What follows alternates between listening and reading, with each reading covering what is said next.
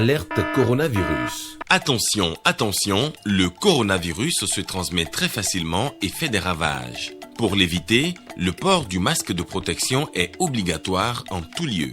Dans l'administration publique ou privée, dans les réunions, les rencontres, dans les marchés, les magasins, les boutiques et lors des déplacements, le port du masque est obligatoire.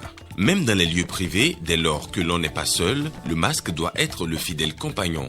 Mais attention, le port de masque de protection ne dispense nullement d'appliquer les autres mesures de prévention, notamment le lavage des mains à l'eau et au savon et l'observance de la distance de sécurité sanitaire d'au moins 1 mètre entre personnes. Enfin, s'abstenir de porter des gants en vue du lavage régulier des mains à l'eau et au savon ou de l'application de gel hydroalcoolique.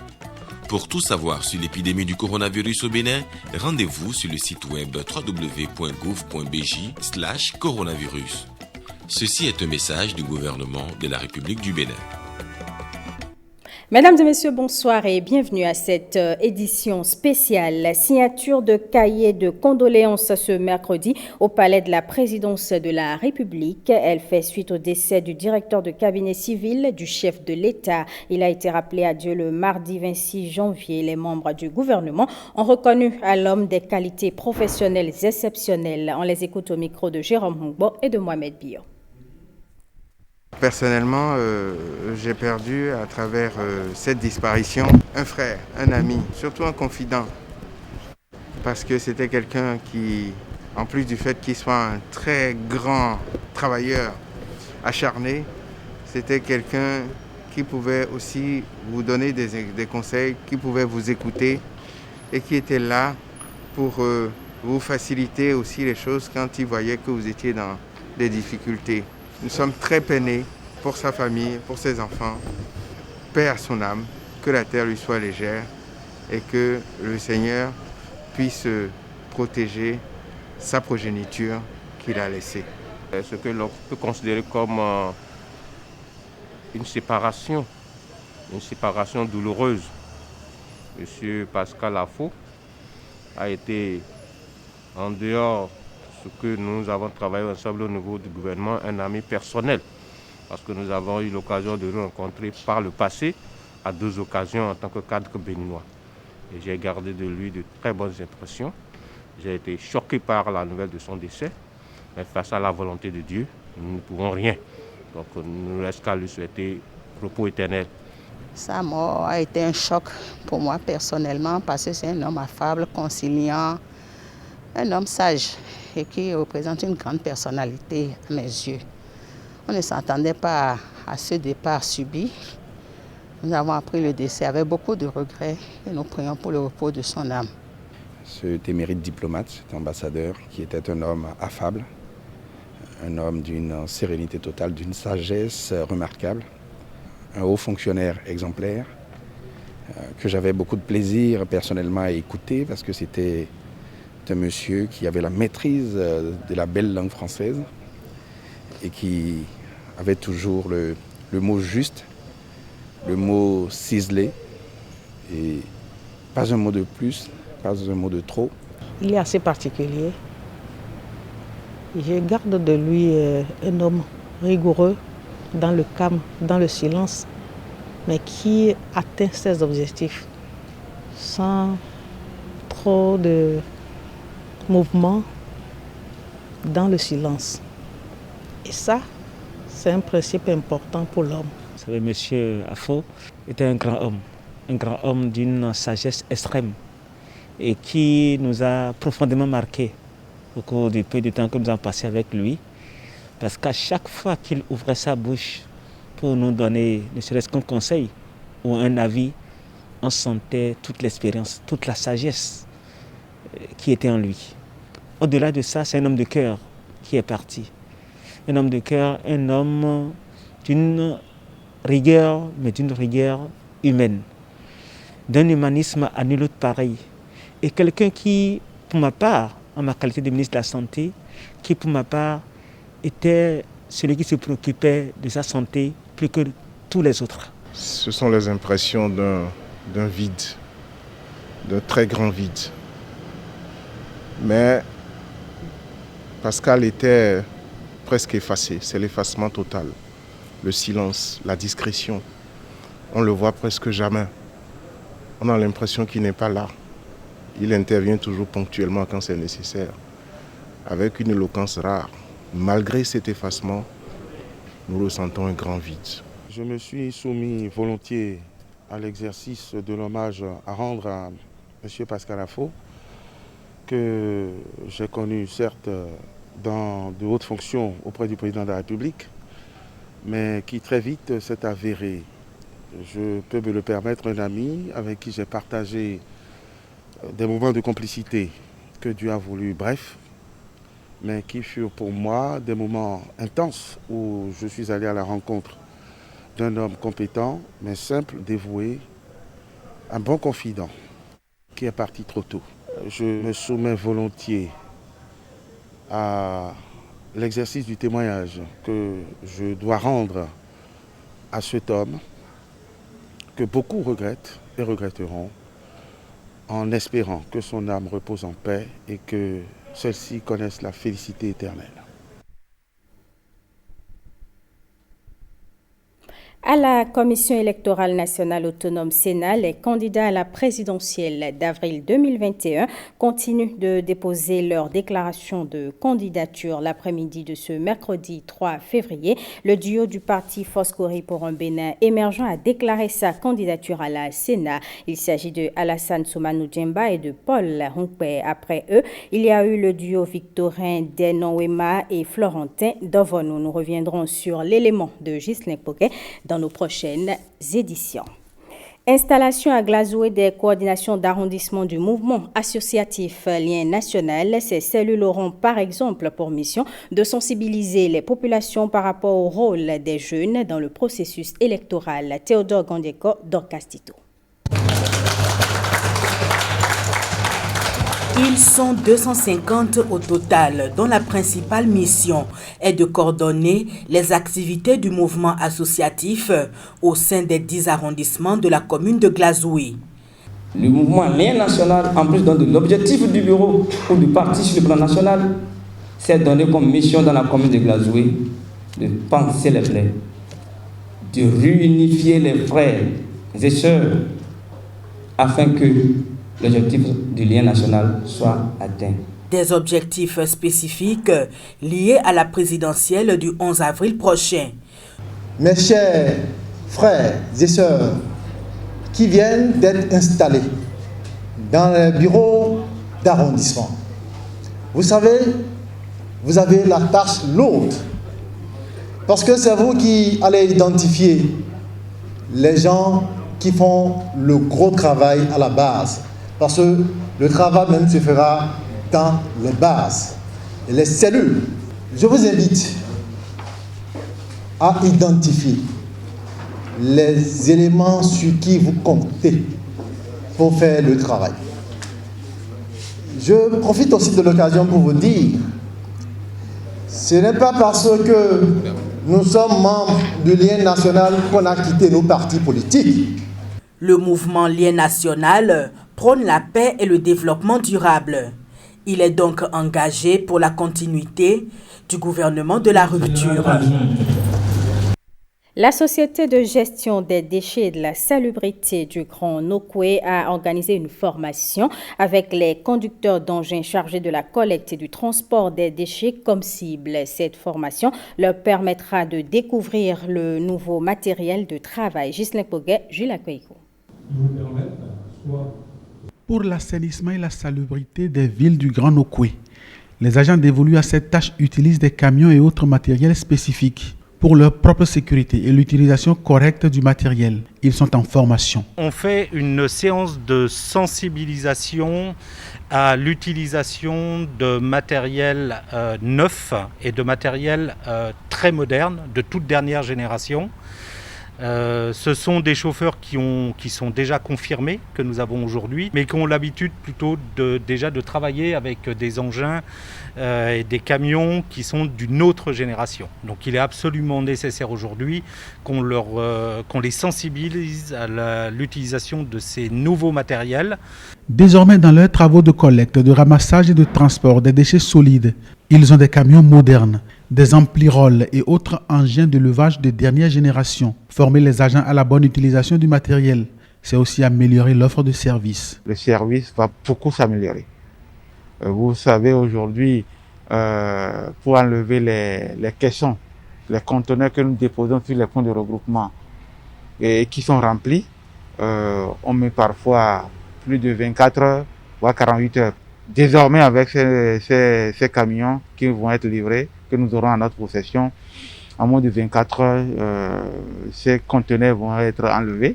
Donc, il y aura la célérité, il y aura moins de nuisances qui vont être créées à ceux qui sont dans l'environnement immédiat de ces infrastructures. D'autres formations sont déjà programmées dans le même cadre pour que le Grand Nokoué soit totalement assaini et pour que les villes présentent une image propre et attrayante.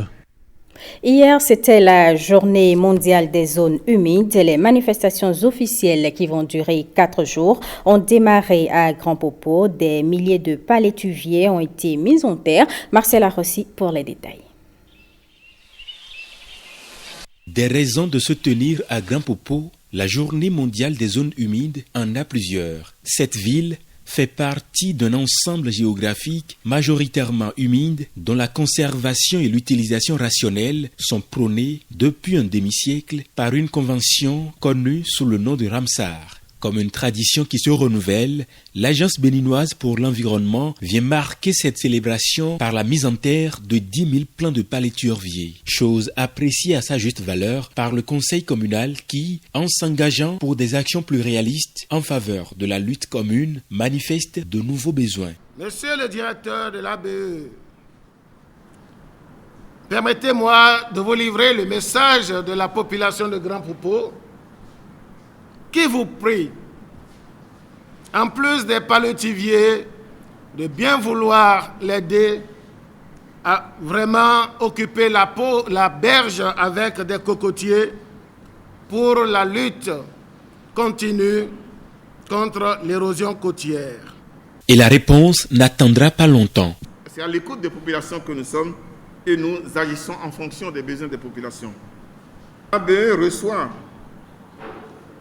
le message de la population de Grand Popo de mettre des cocotiers pour lutter contre l'érosion côtière. Je vous enverrai la semaine prochaine une mission afin que vous nous délimitez la zone où vous voulez qu'on mette ces plants de cocotiers et ça serait chose faite avant la fin de l'année 2021. Pour 2021, le thème zone humide et eau met en évidence l'importance de ces zones pour assurer à l'humanité un accès à l'eau, mais en quantité et en qualité suffisante. Ce thème s'inscrit dans la droite ligne du 6e objectif de développement durable. L'ambition de l'objectif 6 du développement durable est de garantir un accès universel à l'eau potable et à l'assainissement, d'améliorer la qualité de l'eau et réduire les pollutions, d'assurer une utilisation efficiente des différents usages de l'eau et de préserver les écosystèmes aquatiques. La convention de Ramsar, qui compte aujourd'hui 168 parties contractantes dont le Bénin, porte le nom de la ville d'Iran où elle a été signée en 1971. Au Bénin, elle est entrée en vigueur le 24 mai de l'an 2000. Au ministère des Enseignements secondaires, techniques et de la formation professionnelle, il y a eu présentation de vœux du Nouvel An. Occasion pour le ministre Marion Kakbo de reconnaître les efforts du personnel administratif du ministère au cours de l'année 2020. Simon Villon, Robert Copin et Dor. Je voudrais vous souhaiter une année pleine de succès. Le personnel du ministère des Enseignements secondaires, techniques et de la formation professionnelle sacrifie à la tradition de présentation de vœux. Comme à l'accoutumée, cette cérémonie permet de dresser le bilan de l'année écoulée et de se projeter sur les prochains défis à relever. L'occasion a été aussi saisie pour exposer les réalisations dans le secteur de l'éducation grâce aux réformes engagées par le gouvernement. L'année 2020 fut pour nous une année de grande pression, compte tenu des réformes que nous avons engagées et que nous continuons de soutenir chaque jour Les actions pour l'amélioration de l'accès, ce sont ces actions-là qui ont permis de démarrer la construction de 1000, je dis bien 1000 salles de classe au profit de nos collèges et lycées et centres de formation professionnelle. Et parmi ces 1000-là, il y a eu 250 salles de classe entièrement équipées qui sont déjà réceptionnées. Il y en a donc 750 qui sont en cours de construction. En matière de coûts, c'est globalement 15 milliards de francs CFA qui ont été investis par le gouvernement dans la construction des infrastructures scolaires dans notre sous-secteur. La constitution d'une base de données est une affaire du gouvernement. Et cette base de données a été constituée par l'organisation de plusieurs tests. Et ce sont ces tests-là qui nous permettent de mettre à disposition de nos établissements scolaires des enseignants aspirant au métier d'enseignement pour régler la question non seulement du chômage et du sous-emploi de nos jeunes, mais surtout la question cruciale du déficit en personnel enseignant dans nos établissements. Tout en exprimant sa reconnaissance envers le personnel du ministère pour les efforts consentis en 2020, le ministre Maounio Kakpo exprime ses souhaits pour 2021. Je voudrais, en ce moment solennel, vous adresser ma profonde gratitude. Oui, ma profonde gratitude pour les bons vœux formés à mon endroit. Et en retour, je me permets de souhaiter à chacun et à vous tous, ainsi qu'à ceux qui vous sont chers, une année de bonne santé. Car vous savez qu'avec une meilleure santé, nous pourrons aller davantage plus loin.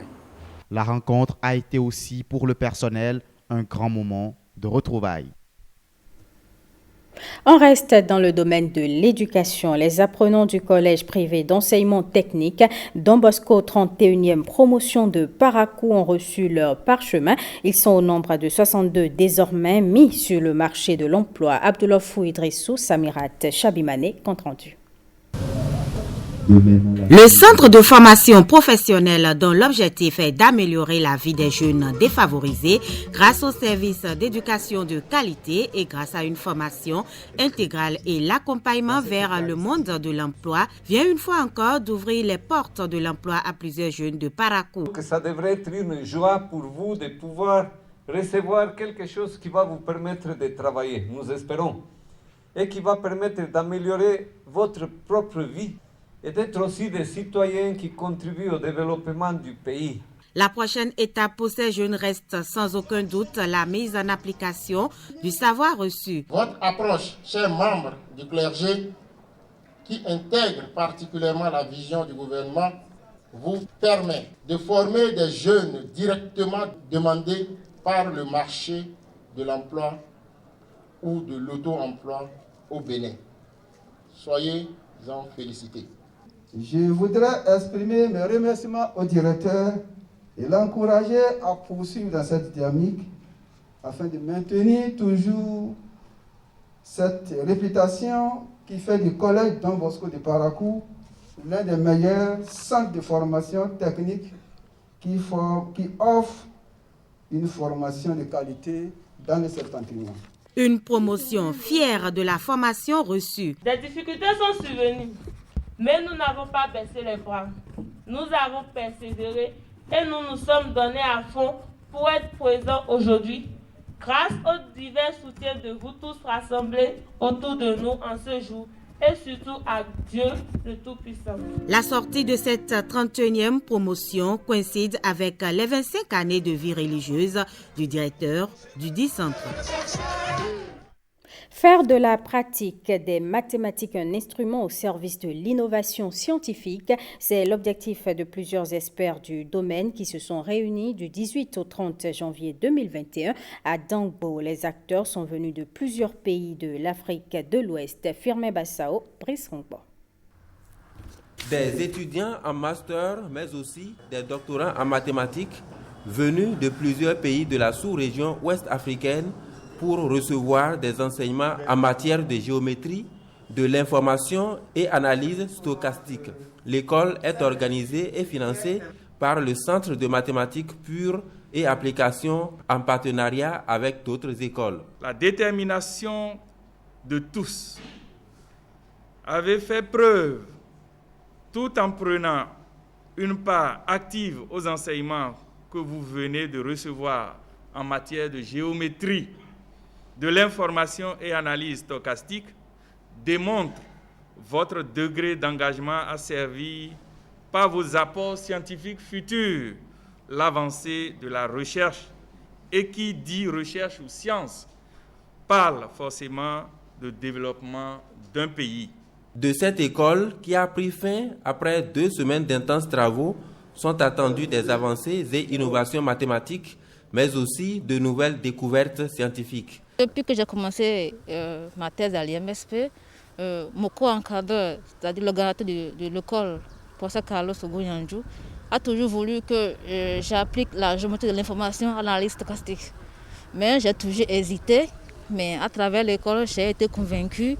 Et effectivement, je pense qu'après ma thèse, je vais me lancer dans la géométrie de l'information appliquée à l'analyse stochastique. La géométrie de l'information. Et je compte bientôt vraiment me lancer dans ce domaine. En gros, nous avons fait 7 cours dans l'EMA. Et ça nous a beaucoup permis d'acquérir de nouvelles connaissances en géométrie de l'information. Aussi, je profite de dire que c'est la première fois que je suis venu aussi au Bénin. C'est un pays que j'aime beaucoup.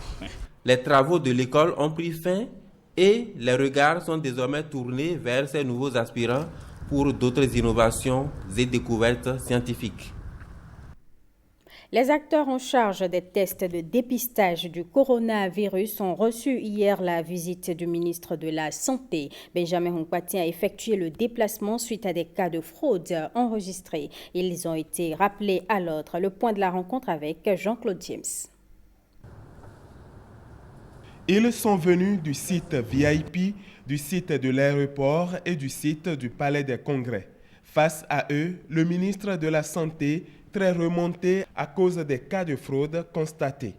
Malheureusement, les sites de dépistage officiels sont devenus des sites de marchandage, de rançonnement, de mauvaises pratiques. Je voudrais vous dire combien j'ai eu le cœur meurtri lorsqu'il m'a été donné de constater depuis quelque temps que des voyageurs font usage de faux tests de Covid-19. Les agents impliqués dans la manipulation de ces résultats de tests Covid ont été interpellés pour ce qu'on a pu identifier. Et plusieurs noms ont été cités. J'en veux pour preuve la condamnation tout dernièrement d'un des agents du site VIP à 24 mois d'emprisonnement ferme pour la délivrance de plusieurs faux tests de Covid-19 avec la complicité de certaines personnes qui n'ont pas encore été dénoncées, mais dont nous aurons bientôt les identités. Des voyageurs, malheureusement, peut-être victimes innocentes de ces hommes sans foi ni loi, ont été également condamnés. Selon l'autorité, le mot d'ordre est tolérance zéro face à ces genres de situations. Je suis venu vous dire que nous serons sans pitié lorsqu'un agent se rendra encore coupable. Nous avons déjà mis en place et nous allons corser la stratégie pour identifier ces agents indélicats qui jettent de l'opprobre sur l'ensemble du dispositif et sur le reste des acteurs qui font leur travail avec conscience et responsabilité. Les sanctions ne s'arrêteront pas aux sanctions pénales. Les sanctions administratives et disciplinaires subséquentes seront également appliquées sans faille. Benjamin Hunkpati revient ici sur les règles qui doivent être de mise sur les sites. Le principe de base, c'est que celui qui veut venir ici, il fait sa formalité en ligne tranquillement, il vient ici, il fait son test, il s'en va. Les quelques-uns qui ne pourraient pas, c'est pour eux qu'on dit, bon, autant garder quelque chose ici pour pouvoir faire ça. Mais ça devait être l'exception. Et là, aujourd'hui, l'exception devient la règle. Et tout le monde vient ici pour faire sa formalité. Ça signifie quoi? Que ce soit à l'aéroport ou sur les sites de dépistage, c'est la même chose. À l'aéroport, ils peuvent arriver, ne pas avoir payé, puisqu'on a laissé l'option de faire le remplissage sans payer. Ils laissent leur passeport, ils arrivent chez eux, ils trouvent un truc mobile money, ils font leur paiement, ils viennent ici, ils viennent trouver leur passeport. Mais ce n'est pas ici qu'il faut forcément payer. J'ai vu des reçus qui sont quasiment illisibles, qui sont imprimés ici. Illisibles. Soit on offre le service, soit on ne l'offre pas. C'est un kit ou un double. Mais je ne voudrais plus avoir à constater ce genre de reçus quasiment illisibles qui sont des portes ouvertes à la fraude. En ce qui concerne les questions de sécurité, le ministre rassure les agents des mesures prises et les invite à garder leur sang-froid face à un voyageur plutôt difficile. Eh bien, mesdames et messieurs, ce sera tout pour ce journal que je vous remercie d'avoir suivi.